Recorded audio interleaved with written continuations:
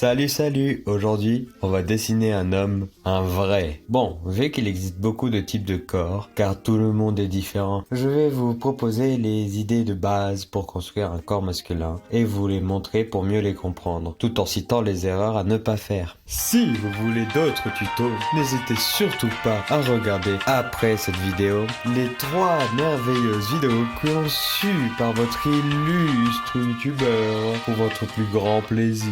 Sinon, il est temps de passer à l'apprentissage. Pour connaître la structure de base d'un corps, il faut s'intéresser tout d'abord à son squelette. Alors allons-y. Bon, comme on peut le voir, il a 3 parties principales au squelette humain, qui sont la colonne vertébrale, la cage thoracique et le bassin. Même si moi j'ai tendance à rajouter les épaules. Et grâce à ces 3 ou 4 parties, on va pouvoir faire notre homme...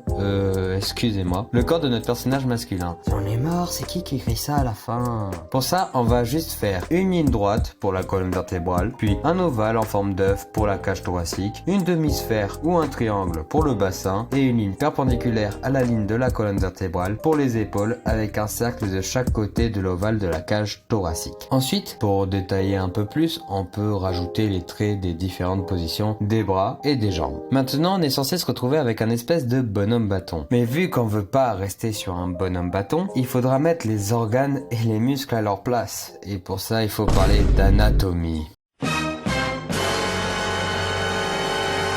Du calme.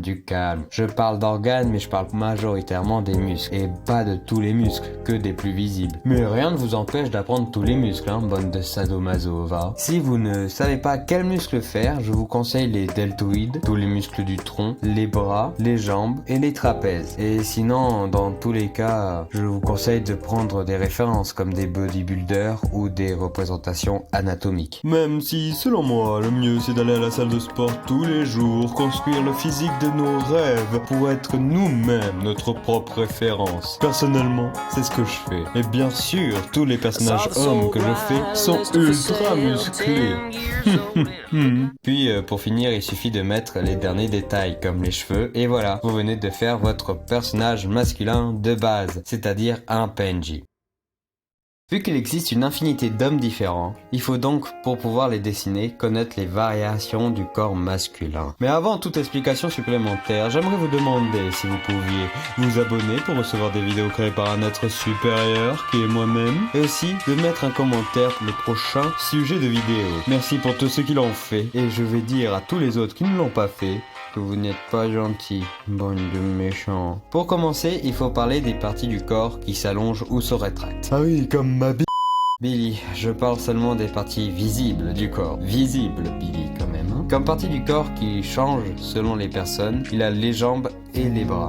Car certaines personnes ont les bras plus longs que d'autres ou même les jambes plus longues que d'autres. Même s'il a des conditions pour ça. Par exemple, les personnes qui ont les bras et les jambes les plus longues sont les personnes les plus hautes. Et c'est presque débile de préciser ça. Parce qu'il faut vraiment être aveugle pour pas le voir. Ça marche aussi dans le côté inverse parce que c'est logique. Voilà, c'est tout. Pas besoin d'expliquer, c'est juste logique. Aussi, comme chose importante à mentionner, il faut savoir que les bras se terminent généralement à la moitié des cuisses.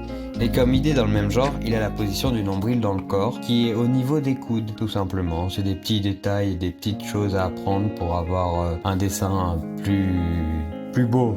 Plus joli. Et comme haute partie du corps dans ce genre, il a la tête, même si celle-ci, on peut pas trop la modifier, car ça donnerait un dessin très bizarre. Vraiment bizarre. Comparé à la largeur entre les épaules, cette partie du corps peut être autant modifiée que les bras ou les jambes. Et en changeant celle-ci, vous décidez si votre personnage masculin est un mâle alpha surpuissant qui va à la salle de sport tous les jours et qui drague toutes les meufs, si vous les faites très larges, ou un pathétique super fragile petit fanboy qui est ultra féminin, si vous les raccourcissez. Et comme on dit, on est les personnages qu'on dessine. Alors je vous laisse deviner à quoi ressemblent les personnes qui ont dessiné la deuxième option, bien sûr.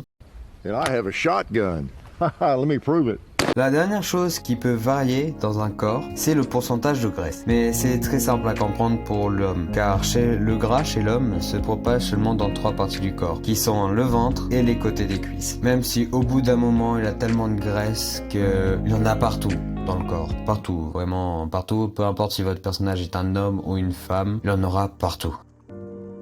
Comme erreur à ne pas faire, il y a la taille du tronc, c'est-à-dire le ventre et la poitrine, qui reste globalement la même pour tous les hommes. Pas forcément dans la largeur, mais dans la hauteur. Oui, car on a tous une cage thoracique de 24 côtes. L'autre grande erreur, c'est de faire un bassin plus large que la largeur d'épaule, parce que seulement les corps féminins ont ce caractère, en général, puisqu'elles doivent pouvoir accoucher d'un enfant, ce qui n'est pas le cas chez l'homme. Bien sûr, tous les conseils que je vous ai donnés aujourd'hui peuvent être surtout utilisés dans des styles plutôt réalistes, comme le réalisme, le manga et le comics par exemple. Par contre, dans d'autres styles comme le cartoon, ça peut être utilisé même si on a plus l'habitude de faire comme on veut dans ce style-là. Bon, voilà la vidéo terminée. Likez si vous avez aimé. C'était Edgourde et je vous dis bye pour la prochaine vidéo. Et n'arrêtez jamais le dessin. Bye!